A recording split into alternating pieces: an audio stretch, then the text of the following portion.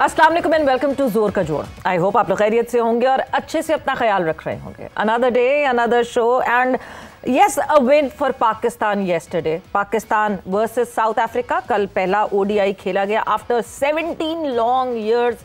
फैसलाबाद में जो है वो हमें इंटरनेशनल मैच दिखा।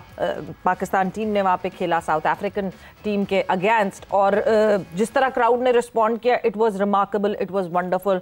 सो hats off to Pakistan cricket board for that कि हाँ जी, इवेंचुअली दे रियलाइज्ड कि हाँ जी, फैसलाबाद भी एक वेन्यू है हमारे पास ऐसा जहाँ पे इंटरनेशनल क्रिकेट की वापसी हो सकती है। So after long 17 years response बहुत अच्छा था, बहुत अच्छी सारी चीज़ें बहुत अच्छे तरीके से हुई, which was a good side to see. But team Pakistan क्या परफॉर्मेंसेस रही, क्या रही? जीत आ गई, यस, सबको बड़ा खुश होना चाहिए कि जीत आ गई, मगर जीत जिस टीम के अगेंस्ट आई और जिस फैशन में आई, is that the way we will go forward? क्या ये तरीका है आगे जाने का? क्या इसी तरह की जीत पे हम मीडियोक्रिटी को सेलिब्रेट करेंगे? सवाल यहाँ पैदा होता है बिकॉज लोग कहेंगे जी जीत गई टीम, उसके बावजूद जो है वो इख्तलाफ कैसा, उसके बावजूद जो है कोई कैसे कह सकता है कि हाँ जी ये अच्छा नहीं हुआ, वो अच्छा नहीं हुआ।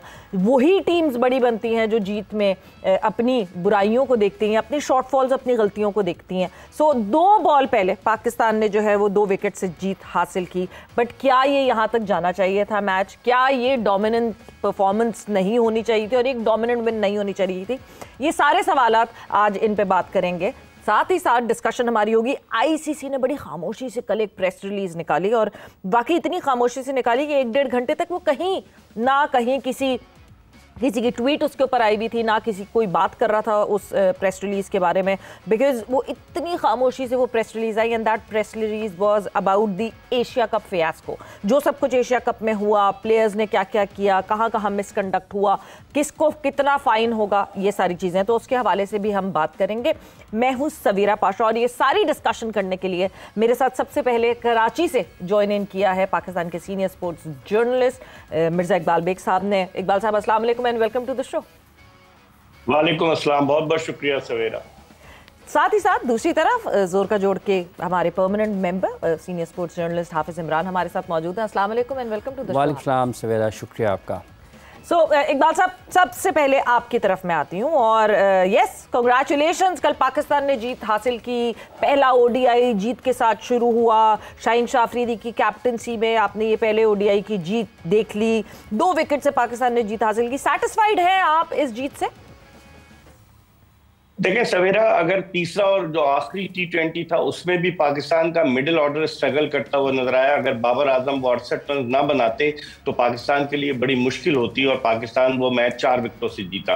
और कल भी मिडिल ऑर्डर पाकिस्तान का स्ट्रगल कर रहा था। जिस तरह की ओपनिंग पार्टनरशिप हुई 87 रन की फखर जमान और साइम अयूब के दरमियान, फिर उसके बाद जिस तरह आपकी 3 विकेटें गिर गई, अगर वो 91 रन की पार्टनरशिप नहीं होती मोहम्मद रिजवान और सलमान अली आगा के दरमियान, तो कल फिर हम जिद्दोजहद में मसरूफ नजर आते। समझ में नहीं आता, हुसैन तलत को एज एन ऑलराउंडर खिलाया था, उसे एक भी ओवर नहीं दिया। हसन नवाज को हम बिल्कुल खराब कर रहे हैं। हसन नवाज जिस अंदाज से आया, ओपनर था, उसने सेक्रीफाई किया, उसने जो है वो 4 नंबर पर आ गया, उसके बाद 6 नंबर 7 नंबर। आप एक बैट्समैन को जो यंगस्टर है वो अभी आया है, आप उसके साथ क्या सलूक कर रहे हैं? मेरे ख्याल में पाकिस्तान का मिडिल ऑर्डर अभी भी वर्नरेबल है, क्योंकि उसकी वजह यह है कि अगर आपके ओपनर्स रन नहीं करते तो फिर आपके लिए मुश्किल होगी। साउथ अफ्रीका ने टफ टाइम दिया। उनकी टीम का अगर आप सवेरा कंपैरिजन करें पाकिस्तान की टीम से, तो पाकिस्तान की टीम कहीं ज्यादा तजुर्बाकार थी बनिस्बत जनूबी अफ्रीका के।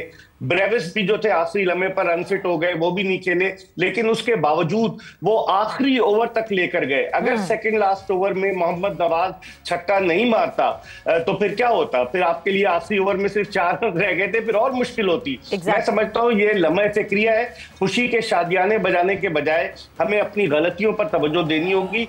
चाहे T20 क्रिकेट हो, चाहे वनडे क्रिकेट हो, चाहे टेस्ट क्रिकेट हो, पाकिस्तान की मिडिल ऑर्डर बैटिंग बुरी तरीके से एक्सपोज हो गई। बिल्कुल, और हम ऐसे मौकों पे जहां हमें एक अच्छे हम कन्विंसिंग जगह पर होते हैं, वहां से हम ऐसे पॉइंट पे पहुंच जाते हैं कि बिल्कुल ऐसा लगता है कि बिल्कुल एक डाउन दी वायर आ गए हैं और समझ नहीं आता कि क्यों हम लिटरली कल समझ नहीं आ रहा था कि साउथ अफ्रीका को चोकर्स कहें या अपने आप को चोकर्स कहें, बिकॉज हम चोक करते हुए दिख रहे थे। एक्सपीरियंस की जहां आपने इकबाल साहब बात की है, मैं हाफिज आपकी तरफ जरूर आऊंगी, बट उससे पहले एक्सपीरियंस की जहां आपने बात की है वहां जरा हमने ये निकाला कि जो हम प्लेइंग 11 थी उसका एक्सपीरियंस क्या था पाकिस्तान टीम की प्लेइंग 11 का और जो साउथ अफ्रीकन टीम थी उसकी प्लेइंग 11 का। जब हम एक्सपीरियंस की बात करते हैं तो कितने ओडीआई एक्सपीरियंस जो है वो इन लड़कों को था।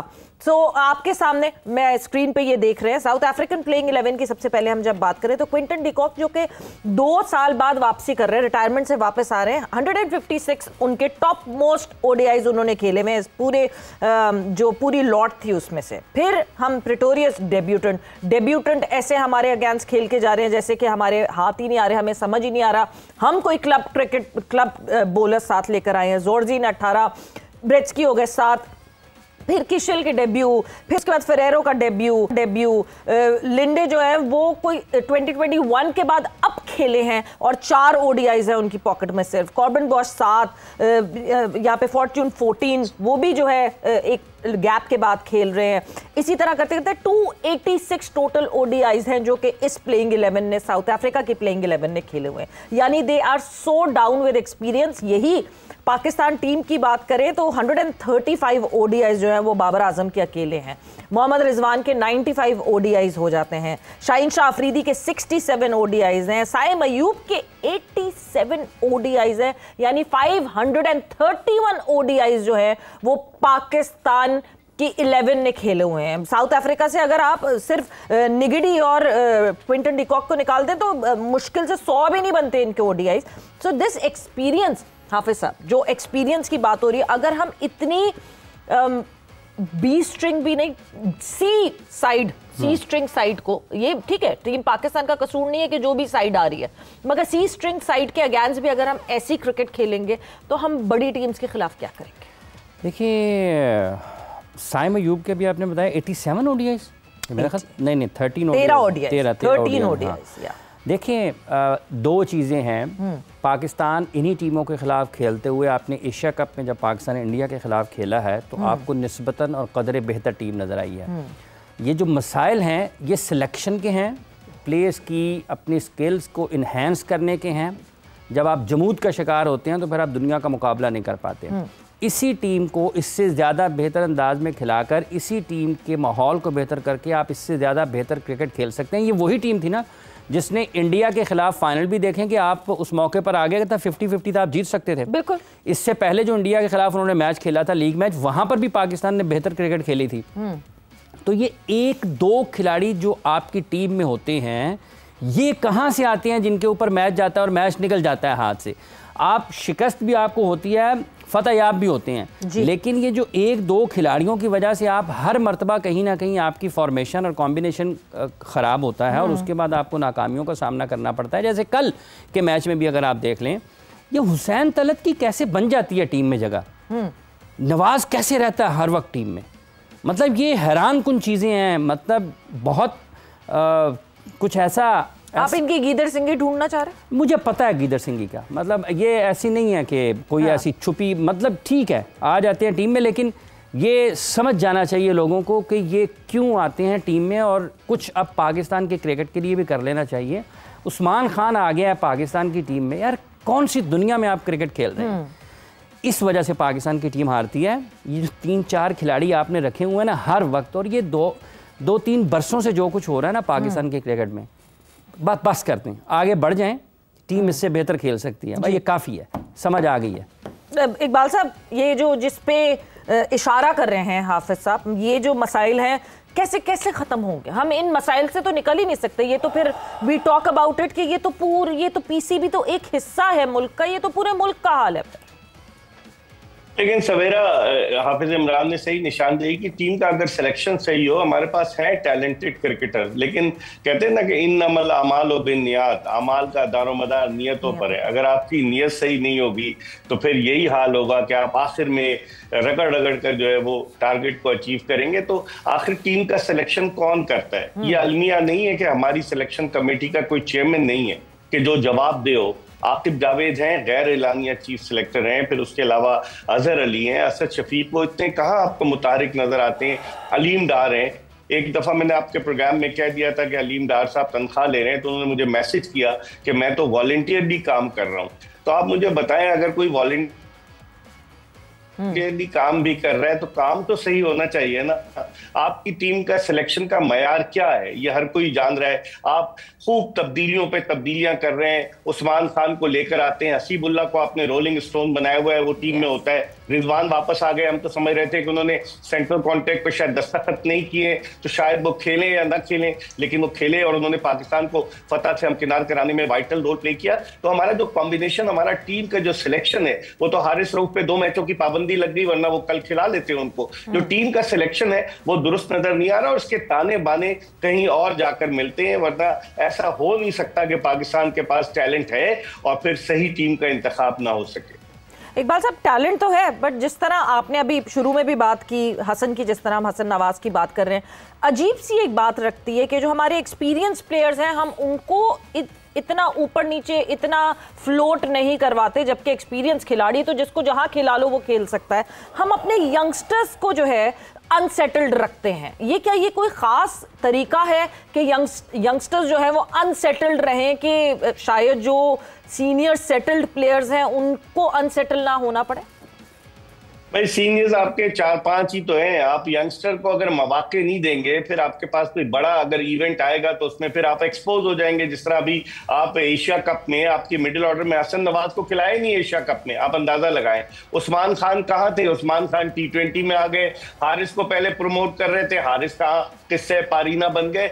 बहुत सारी ऐसी गलतियां हैं जो सिलेक्शन कमेटी कर रही है यंगस्टर्स को, बजाय इसके कि हम उनको सपोर्ट करें। अगर आप एवरेज एज निकालें सवेरा इस टीम की तो 30 बरस से ज्यादा के खिलाड़ी हैं। कोई यंगस्टर इतने कौन नजर आता है आपको, मुझे बताएं। ज्यादातर तो एक्सपीरियंस है, सीजन कैंपेनर्स हैं सारे, सिवाय 1-2-4 प्लेयर्स के। तो मेरे ख्याल में ये सिलेक्शन कमेटी को सोचना चाहिए ना कि अगर हम यंगस्टर्स को कॉन्फिडेंस देंगे। साउथ अफ्रीका की मिसाल ले लें, साउथ अफ्रीका की कौन सी टीम है, उसके बेशतर खिलाड़ी तो भारत के दौरे पर जा रहे हैं, उनकी बॉलिंग अटैक में सारे नए थे तकरीबन, लेकिन इसके बावजूद उन्होंने टफ टाइम दिया। तो आखिर रिस्क लेने की आप में सलाहियत होनी चाहिए, आप में हौसला होना चाहिए कि आप खतरा मोल लें, आप नौजवानों को आगे करें। अगर आप अपने होम सीरीज में होम क्राउड के सामने होम ग्राउंड पर तजर्बात नहीं करेंगे तो फिर क्या बाहर जाकर करेंगे? करते यही है। आपने ऑस्ट्रेलिया टूर करना होता है, आप जो है वो किसी यंगस्टर को डेब्यू वहां करा देते हैं। आपने वेस्ट इंडीज भेजना होता है, तब आप किसी यंगस्टर को भेज देते हैं। वो तो लगता है कि ऑन पर्पस आप कह रहे हैं हाँ जी ये यंगस्टर चले ही ना, ये फ्लॉप हो जाए। मगर अच्छा सर, एक सेकंड, ये जो यंगस्टर्स को मौके देने का मामला है जी, अगर सेटल प्लेयर है आपके पास, आप क्यों छेड़ना चाहते हैं? क्यों छेड़ना चाहते हैं? और अगर के सब रोटेशन तो करना जरूरी होती है ना? क्यों जरूरी होता है जी? क्यों हम इतने सालों से वो सेटल्ड प्लेयर की वजह से, जब वो सेटल्ड प्लेयर जाता है तो हम ढूंढते ही रहते हैं। हमने मिसबाह और यूनुस खान के जाने के बाद कितने साल हम उनकी पोजीशन पे लड़के सिर्फ ट्राई ही करते रहे।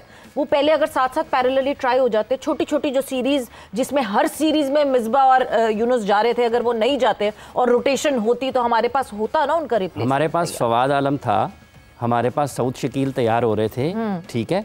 उसके अलावा अगर आप मिडिल ऑर्डर में देखते हैं तो आप अपनी फर्स्ट क्लास क्रिकेट में लोगों को ढूंढ सकते हैं जो आपके लिए काम कर सकते थे फर्स्ट क्लास क्रिकेट में। ये 2 मिसालें फौरी तौर पर सऊद और फवाद की मेरे ज़हन में आई हैं। सेटल प्लेयर्स, क्या पाकिस्तान में जब वसीम अकरम, वकार यूनुस, शोएब अख्तर खेल रहे थे फास्ट बॉलर्स नहीं थे? क्या जब सईद अनवर, आमिर सुहेल या पाकिस्तान में मोहम्मद यूसुफ, इंजमामुल हक और यूनुस खान खेल रहे थे, मिडिल ऑर्डर बैटर नहीं थे?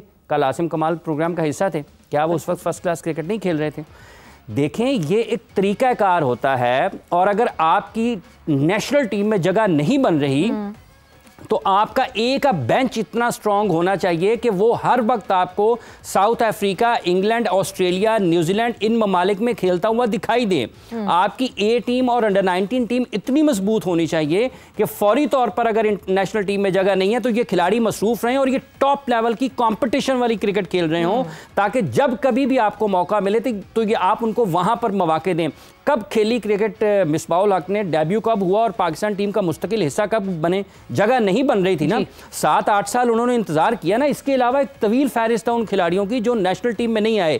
क्यों टीम उस वक्त आपकी सर्वाइव कर जाती थी, क्यों हाईएस्ट लेवल पर कंपटीशन वाली क्रिकेट खेलती तो लोगों को हराती थी? इसलिए कि आप गैर ज़रूरी तजुर्बात नहीं करते थे। अब आप गैर ज़रूरी तजुर्बात करते हैं। आपके पास कोई रोड मैप नहीं है कि आपने अपनी क्रिकेट को किस तरह से फीड करना है इंटरनेशनल क्रिकेट को। बट उस टाइम से इस टाइम में एक बहुत बड़ा फर्क आ गया हाफिज साहब। और मैं इकबाल साहब को अच्छा मैडम मुझे नहीं एक सेकंड देखिए, फर्क पाकिस्तान में आया ना, साउथ अफ्रीका में आया फर्क? नहीं, दुनिया भर में बहुत बड़ा फर्क आ गया। नंबर ऑफ मैचेस बहुत ज्यादा हो गए। जितने साउथ अफ्रीका नंबर ज्यादा नहीं, साउथ अफ्रीका ज्यादा क्रिकेट नहीं खेल रही। नहीं, साउथ अफ्रीका ज्यादा क्रिकेट नहीं खेल रही। साउथ अफ्रीका ने अपनी डी टीम भेजी हुई आपके अगेंस्ट। हम भी कोई ऐसा मुल्क ढूंढे जहां पे हम अपनी डी टीम को भेजें जो हमारे लड़के इंग्लैंड ज्यादा क्रिकेट नहीं खेल रहा। कोई 2 सालों से हो ही ये रहा है। इकबाल साहब मैं आपको ऐड इन करूंगी इस कॉन्वर्सेशन में। पिछले 2 सालों से हम देख रहे हैं न्यूजीलैंड अपनी एक डिप्लीटेड साइड भेजती है, अपने यंगस्टर्स को डेब्यू कराती है हमारे अगेंस्ट, क्योंकि हम एक ऐसा प्लेइंग ग्राउंड बन गए जहां पे डेब्यूटेंट्स आए और डेब्यूटेंट्स जो है वो अपने आप को मांझने का काम हो कि हाँ जी पाकिस्तान टीम के साथ आके खेलें। Over the period of time यही हो रहा है। पाकिस्तान टीम जो टीम टूर करती है वो अपनी फुल स्ट्रेंथ साइड लेकर ही नहीं आती है। तो पॉइंट तो वही आ जाता है। हम पास की बात पे इसलिए कंपैरिजन नहीं कर सकते। नहीं मैडम मैं आपको हकीकत बता रहा हूं ना, मेरा कंपैरिजन वो नहीं है कि आप उसको खाली सफेद नहीं सवेरा नहीं ये गलत बात। सवेरा मेरी बात सुने, क्या इंग्लैंड अगर आज खेल रही है क्या नंबर ऑफ मैचेस पाकिस्तान के लिए बड़े हैं? नहीं तो इंग्लैंड की रोटेशन नहीं होती क्या? सर मैं बात कर रहा हूं स्ट्रक्चर की। मैं तो आपकी नहीं तो रोटेशन एवं कर देनी है। रोटेशन का तरीकाकार बता रहा हूं ना। वो तरीकाकार क्या उनकी इंग्लैंड की अंडर 19 टीम या उनकी लायंस की टीम क्या पाकिस्तान जितनी क्रिकेट खेलती है या पाकिस्तान जैसे ममालिक में खेलती है? मैं तो आपको उसका रास्ता बता रहा हूं। ये वो कंपैरिजन नहीं है कि आप उठा के साइड पे रख दें। ये हकीकत के मुताबिक अंडर 19 के टूर्स वो बहुत इंपॉर्टेंट है इकबाल साहब। तो वही बेस है, बेस वही है। अगर वो ठीक जब जहां पर आपने लोगों को तैयार करना है, उस्मान तारिक कहां से आ गया पाकिस्तान की टीम में? कितने उसने पाकिस्तान के अंडर 19 के एक लाइंस के टूर किए हैं। हाँ। उस्मान खान कहां से आ गया पाकिस्तान की टीम में? कि कहां उसने परफॉर्मेंसेस दी हैं पाकिस्तान शाहीन्स के लिए, पाकिस्तान के अंडर 19 के लिए। इसके अलावा एक फहरिस्त उठा के देख लें जो आपको लाइंस में आपकी फर्स्ट क्लास क्रिकेट में बेहतर खेलते हुए नजर आएंगे, वही सर्वाइव करेंगे ज्यादा तौर तक। सऊद शकील उसकी एक बड़ी मिसाल है। हम हमेशा ये बात करते हैं कि ग्रास रूट से लेकर और डोमेस्टिक से लेकर जो पाथवे है वो सही नहीं है। But the number of matches has increased over the period of time. Bench हमें ज्यादा बनानी पड़ेगी। जी इकबाल साहब देखें सवेरा, असल मसला ये है कि हम अपनी शाहीन टीम को भेजते हैं, वो ऑस्ट्रेलिया जाती, किसके खिलाफ खेलती है? अमेरिका का लोकल क्लब किंग्समैन जिससे कुछ पाकिस्तानी क्रिकेटर्स खेल लेते, किसके खिलाफ खेलती है? ऑस्ट्रेलिया की लोकल टीम के खिलाफ। तो आप जिस तरीके से दौरों का शेड्यूल तरतीब देते हैं, आप ये पूछे ना उनसे कि हमारी ये टीम आ रही है, अब हम वहां रन करके आ जाते हैं और उसके बाद कोई पूछने वाला नहीं होता। आप देखें वसीम जूनियर भी वहां पर गए, इरफान नियाजी भी गए, हम अपनी टीम को भेज देते हैं।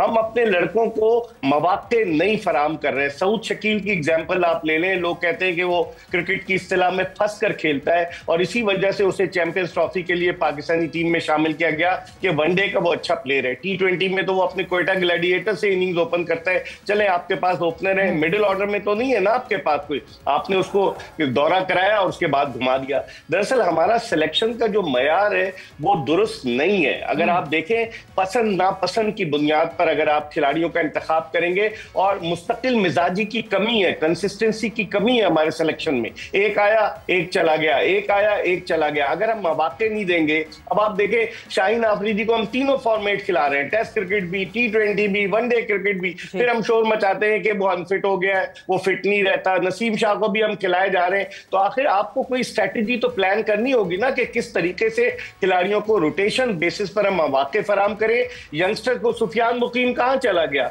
मेहरान मुमताज कहां चला गया? इतने सारे खिलाड़ी आए, मास सदाकत उसने बड़ी अच्छी परफॉर्मेंस दी थी PSL में, वो कहां चला गया? बहुत सारे ऐसे खिलाड़ी हैं जिनके नाम मैं लूं कि वो आए। अली रजा कहां चला गया जो फास्ट बॉलर कह रहे थे कि सियालकोट का बेहतरीन फास्ट बॉलर, किधर गया वो? तो सिलेक्शन के जो प्रोसेस है उसमें मुस्तकिल मिजाजी की कमी की वजह से इन हालात का सामना हमें करना पड़ रहा है। बिल्कुल, और ये मुस्तकिल मिजाजी की कमी की वजह से बहुत सारे प्लेयर्स ऐसे हैं जो निगलेक्ट होते हैं, इग्नोर होते हैं और उसके बाद फिर वो वापस जब तक वापस आते हैं तब तक वो 30 से 33 साल, 36 साल, 38 ईयर्स के हो जाते हैं और फिर आपको ख्याल आता है कि हाँ जी इनको भी तो वापस खिलाना था। ये एक बहुत इंपॉर्टेंट चीज़ है।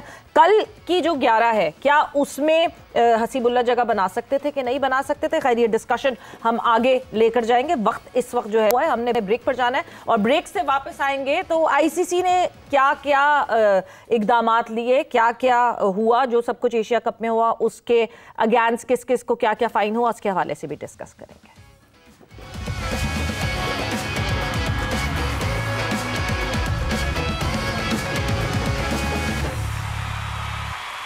एंड वेलकम बैक टू जोर का जोर। डिस्कशन हमारी हो रही है जो कल पहला ओडीआई खेला गया Pakistan versus south Africa. Pakistan ने 2 विकेटों से जीत तो हासिल की, मगर अब मूविंग फर्दर क्या चीज़ें हैं जिन पे हमें नज़रसानी करना चाहिए और जो सीखनी चाहिए? इकबाल साहब, इसी डिस्कशन को आगे बढ़ाते हुए कल ऐसी कौन कौन सी चीज़ें थी जो आप चाहते हैं कि आगे आने वाले टाइम में तब्दील हो जाएं, अगले ओडीआई में आपको डिफरेंट दिखे, अगर हम with in the squad span में बात कर रहे हैं, या फिर आगे आने वाली ओडीआई सीरीज में आपको डिफरेंट दिखे? देखिए सवेरा, एक तो इन्होंने मोहम्मद वसीम जूनियर को क्रिकेट की बस के तना मुसाफिर की तरह एक सयाह की हैसियत से उसे ले जाते हैं, उसे खिलाते नहीं। गुज़िश्ता 14-15 मैचेस से वो बाहर बैठ रहा है। फिर इसके अलावा हसीबुल्ला को इन्होंने रोलिंग स्टोन बनाया हुआ है। वो गरीब गुज़िश्ता बरस 2024 में न्यूजीलैंड के दौरे पर गया था और फिर उसके बाद से बिल्कुल ही उसको जो है भुला दिया गया। फिर उसके अलावा अगर आप हुसैन तलत को चांस दे रहे हैं तो आप बजाय हुसैन तलत, क्योंकि उसने तो बैटिंग की थी, फिर फहीम अशरफ को क्यों नहीं चांस दे रहे? फहीम अशरफ ने तो 6 विकेटें ली थी, मैन ऑफ द सीरीज करार पाए थे T20 क्रिकेट में। और इसके अलावा अगर आप रिजवान को एज अ बैटर खिलाएं कि वो मिडिल ऑर्डर में खेले और हसीबुल्ला से आप कीपिंग कराएं तो आपकी वो बेहतर होगी, बजाय इसके कि आप हुसैन तलत कितने अरसे से खेल रहे हैं, 6-7 साल से खेल रहे हैं ना, आप उसको T20 में खिलाते नहीं, आप वनडे में एकदम से लेकर आ गए। बहुत सारी चीजें हैं जिन पर गौर करने की जरूरत है। अब नवाज एक तवील अरसे से खेल रहे हैं, बहुत सारे, लेकिन आपने कोई बॉलर ऐसे रखे ही नहीं कि उस्मान तारिक को वहां आपने मौका दिया T20 में, यहाँ नहीं है। तो बहुत सारी ऐसी चीजें हैं कि जिन पर काम कर सकता है पाकिस्तान क्रिकेट बोर्ड, इनकी सिलेक्शन कमेटी, क्योंकि आप जब तक लड़कों को मौके नहीं देंगे, आप जीतने के चक्कर में जाएंगे कि बस जीत जाए और फिर खुशी के पैगामात हम अरसाल करना शुरू कर दें, टीम को मुबारकबाद देना शुरू कर दें, ऐसा नहीं होगा।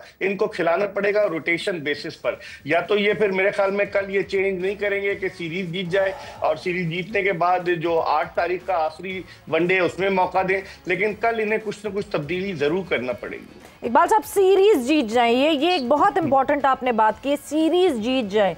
कल हमें जीत मिली, बट उस जीत से हमने क्या हासिल कर लिया? एक जीत तो जरूर आई, आपके नाम पे आ गई, हाँ जी साउथ अफ्रीका को 17 साल बाद हमने फैसलाबाद में खेला और ओडीआई पहला जो है हमने साउथ अफ्रीका को, वॉट एवर जो भी साइड थी, जिस तरह की इनएक्सपीरियंस साइड थी उनकी, उनको हरा दिया। मगर हमने इस एक आधे मैच से हासिल क्या कर लिया?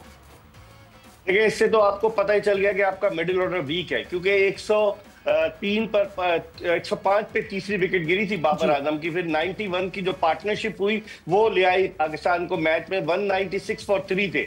और उसके बाद जब रिजवान आउट हुए और फिर उसके बाद धड़ाधड़ आपके बैट्समैन आउट होना शुरू हो गए, तो ये बात तो क्लियर हो गई कि आपके मिडिल ऑर्डर में कोई स्टेबिलिटी नहीं है, कि मिडिल ऑर्डर आपका मुस्तहकम हो, मिडिल ऑर्डर आपका हमेशा कलेक्ट कर जाता है, चाहे वो T20 हो, चाहे टेस्ट क्रिकेट हो, चाहे वनडे क्रिकेट हो। तो आपको इसमें स्टेबिलिटी लानी होगी। सलमान अली आगा ने माना रन्स किए और टीम को फतह से हमकिनार कराया, लेकिन नंबर्स का भी तो मसला है कि कौन किस नंबर पर खेलेगा सवेरा।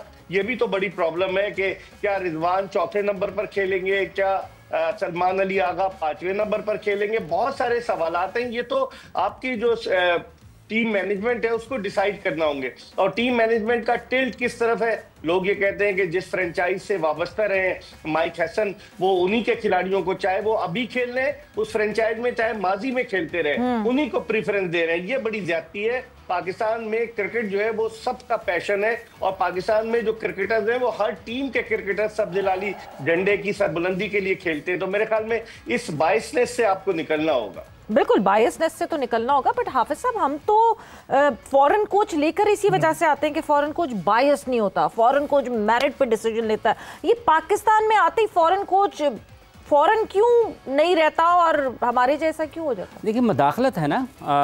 आप का एक काम करने का तरीक़ाकार होता है, आपकी कुछ हुदूद क़यूद होते हैं कि आपने ये करना है। जब आप फ़ॉरेन कोच को कहेंगे जी कि सिलेक्शन कमेटी में भी तू है, जब वो ये कहेगा जी आपके कप्तान का तयन भी मैंने करना है, आपके फ़लाँ कामों का भी, आपके कैंप्स भी मैं डिज़ाइन करूँगा, ये काम भी मैं करूँगा, तो फिर बाकी सबको घर भेज दें। अगर सब कुछ ही फ़ॉरेन कोच ने करना है, कोच को आप एक तरीक़ाकार देते हैं कि ये आपके करने के काम है हाई परफॉर्मेंस लेवल पर रहते हुए, और आपने वहाँ पर करने हैं, ठीक है। ये आपके पास फारिग वक्त में हमारे खिलाड़ी जो डेवलपमेंट स्क्वाड्स के हैं या फिर आपके शाहीन्स के हैं, जब आप फारिग वक्त होंगे उनके साथ कर लें। तो जब आप सब कुछ घुसा देते हैं ना, कोच भी क्या करे, एक तरफ से फ़हीम अशरफ आ रहा है, एक तरफ से हसन अली आ रहा है, एक तरफ से हसन नवाज़ आ रहा है, एक तरफ से हुसैन तलत आ रहा है, तो जब वो देखता है कि यार ये सब लोग तो कॉम्प्रोमाइज़ हैं, हर जगह पर आप देखें कि मसलियत का शिकार हैं, तो वो जैसा देश वैसा भेस, वो वैसा हो जाता है। इसमें कौन सी अनहोनी और अचंभे की बात है? इस लाया क्यों गया है ना? क्या पाकिस्तान टीम का गैर मुल्की हेड कोच मसाइल का हल है? नहीं है। हम खुद जब तक अपने मसाइल का हल नहीं करना चाहेंगे, मसाइल को हल उस वक्त तक नहीं होंगे। ना कोई हमारा चीफ सेलेक्टर है, ना को पता लगता है, जैसे अभी बेग साहब ने कहा, जी अलीम डार साहब ने कहा कि वो मुआवजा नहीं लेते हैं। बात राशिद लतीफ़ साहब ने भी जिक्र किया कि शायद अलीम डार को बहुत ज़्यादा खुश नहीं है, वो मज़ाहमत कर रहे हैं। लेकिन अगर आपकी बात सिलेक्शन कमेटी में सुनी नहीं जा रही, तो आपको सिलेक्शन कमेटी में होना ही नहीं चाहिए। आप ऑब्वियसली आप अपना नाम, आपने अपनी एक रिस्पेक्ट आपकी होती है, और ये पूछ लें, हो सकता है चेक कर लेना चाहिए कि जिन अंपायर्स के बारे में उन्होंने रिकमेंड किया था कि आप पाकिस्तान क्रिकेट बोर्ड ने उनकी तरक्की और तनज़्ज़ुली की है या नहीं की है, जो उनका बुनियादी काम है, जो बुनियादी शोबा है, जो कोर उनका, हाँ, जिसमें उनकी महारत है, सारी जिंदगी उसी में गुजरी है। सो ये कुछ भी ठीक नहीं होने वाला फौरी तौर पे। जब तक ये खुद ठीक नहीं होंगे, उस वक्त तक ये ऐसे ही इन्होंने क्रिकेट को तबाह करना है। चल रही है कुछ हल्का हल्का, बीच में से खिलाड़ी अच्छा आते हैं, खेल जाते हैं। हम बिल्कुल, ये हालात तो बिल्कुल इसको सही करने की ज़रूरत है, मगर अब जैसे कल हमने दूसरा ओडीआई खेलना है, 196 फॉर 4 से लेके 67 रन्स रह गए थे, 68 रन्स रह गए थे कि हम टोटल चेस कर पाते, हम वो आखिर तक ले गए। क्या ये एक पॉइंट है जहाँ पे हमें बार बार बैठ के सोचना पड़ेगा कि हमें किस तरह एक अच्छी डोमिनेंट जीत हासिल करनी है? हुसैन तलत जब आया ना बैटिंग के लिए, उसकी बैटिंग देखें जी, उसकी बैटिंग देखें। सलमान अली आगा आउट हो गए, इतनी इजी कंडीशंस थी और बिल्कुल सीधा था मैच, और उस वक्त में भी उसने जिस अंदाज से बैटिंग की है, यार आपसे रन्स ही नहीं हो रहे। जब आप डर डर के, आपका एज लगेगा, आप कभी इधर लग जाएगी कभी उधर लग जाएगी, तो जब आप इतना शेकी खेलते हैं ना, तो दूसरी एंड पे खड़ा बैट्समैन वो वैसे ही उसके दिमाग में आता है यार ये पता नहीं अचानक से हो क्या गया है। जब रिजवान बैटिंग कर रहे थे और सलमान बैटिंग कर रहे थे, रन इजीली क्यों बन रहे थे? फ्री फ्लो में स्किल का फर्क है आपकी, और ये वो जगह है जिस नंबर पर आपने हुसैन तलत साहब को खिलाया है। यहाँ पर आपको खुद भी उन्होंने कहा था, चूंकि मैं स्पिन भी अच्छा खेलता हूँ, मैं फास्ट बॉलिंग भी अच्छी खेल लेता हूँ, लेकिन ना T20 में अभी उनका नज़र आया, ना वनडे में। जो कल उन्होंने बैटिंग किया वो उनकी सलाहियतों का एक मुंह बोलता सबूत है, बेनकाब हो गई हैं कि वो क्या क्रिकेट खेल रहे हैं। तो ये नंबर इससे ज़्यादा बेहतर बैट्समैन को वहाँ पर होना चाहिए।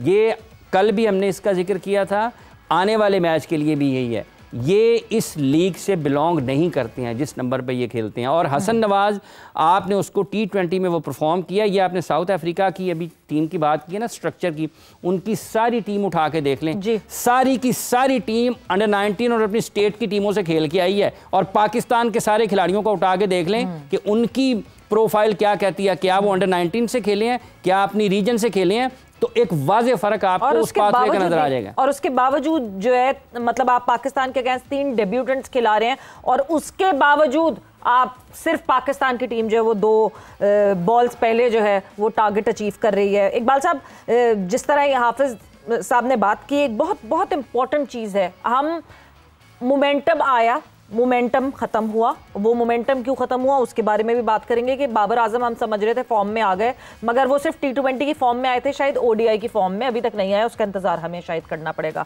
ऑन ऑफ बटन है, ऑन कर देते हैं, ऑफ कर देते हैं, फॉर्म इन फॉर्म आउट हो रहा है ये मुसलसल।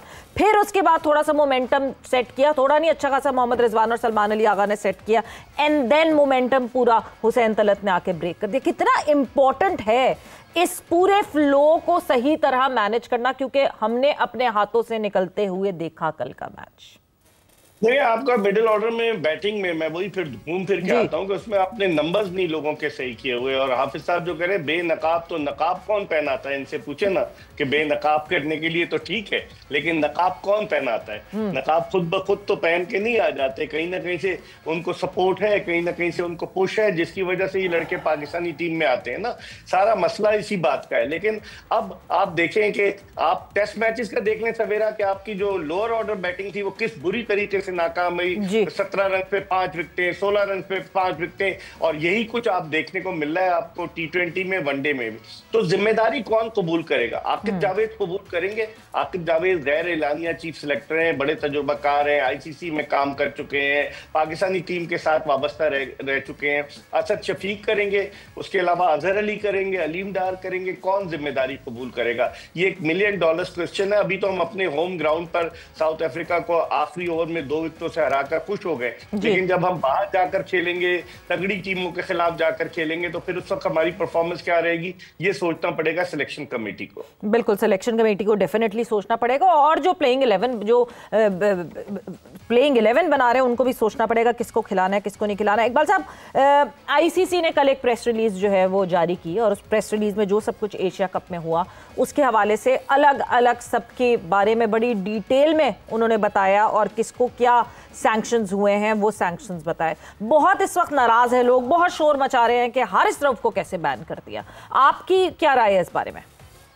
देखिए, 28 सितंबर के बाद, आप समझ लीजिए 1 महीना और 6 दिन के बाद ICC को ये ख्याल आया है। और ICC मैं पहले भी कह चुका हूं और अभी भी कह रहा हूं कि ये इंडियन क्रिकेट काउंसिल है, ये इंटरनेशनल क्रिकेट काउंसिल नहीं है। जिस अंदाज से उन्होंने सूर्या कुमार यादव को बचाया, वो तो सियासी बयान दे रहा था जो पोस्ट मैच सेरेमनी में, उसके खिलाफ सिर्फ उसको फाइन किया, और हारिस रऊफ पे 2 मैचों की पाबंदी, और तवजीह ये पेश कर रहे हैं कि जनाब उनके एक मैच में 2 डीमेरिट्स पॉइंट्स उनके कम हुए, एक मैच में 2 डीमेरिट्स पॉइंट कम हुए। और जब तो इसका मतलब ये हुआ कि पूरा का पूरा ICC जो है वो भारत के हाथ में खेल रहा है। और अब जो वो फैसला करने जा रहे हैं कि अभी तक एजेंडे में तो शामिल था, लेकिन अभी तक एशिया कप की ट्रॉफी के हवाले से कोई मामला सामने नहीं आया। PCB के चेयरमैन ने कहा था कि हम मुकाबला करेंगे, सामना करेंगे, लेकिन अभी जो कल पहला दिन था तो सुमैर अहमद सैयद जो चीफ ऑपरेटिंग ऑफिसर है वो गए थे। तो हो सकता है नकवी साहब मसरूफ हैं, जब वो जाएंगे तो फिर गर्मा गर्म बहस होगी, क्योंकि भारत ने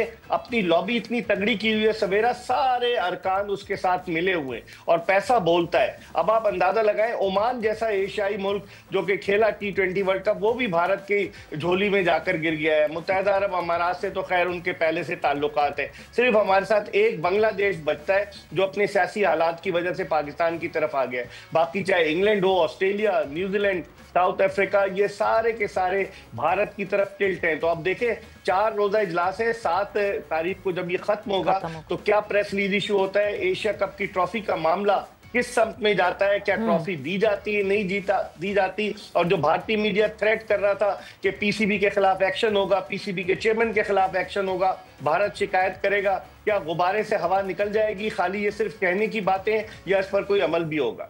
बिल्कुल, अमल तो देखना पड़ेगा, मगर कभी कभार ऐसा लगता है इकबाल साहब, ये सब मिलके जो है ना आवाम को बेवकूफ़ बना रहे हैं। आवाम ही बेवकूफ़ बन रही है, बिकॉज इतना बड़ा फियास्को होता है एशिया कप में, एंड अब एशिया कप राइजिंग स्टार्स की शुरुआत हो रही है, एंड फिर आपको ग्रुप वही दिखता है, फिर आपको पाकिस्तान और इंडिया एक ही ग्रुप में दिखते हैं, फिर आपको ओमान और UAE जो है उस ग्रुप में साथ दिखते हैं कि अच्छा जी फिर भिड़ो साथ, फिर खेलो साथ, और एक से ज्यादा मैच देखने को मिले। इसका मतलब तो ये है कि हम आपस में जर्नलिस्ट दोनों बॉर्डर के इस पार लड़ाइयाँ कर रहे हैं, अवाम जो है वो लड़ाइयाँ कर रही है, मगर जिन्होंने पैसे कमाने हैं और जो डिसीजन मेकर्स हैं वो तो यही डिसीजन पे डिसीजन लिए जा रहे हैं, और हम एक ग्रुप से हट ही नहीं रहे। Be this Asia cup, Hong Kong 6 हो रहा है, उसमें भी साथ है।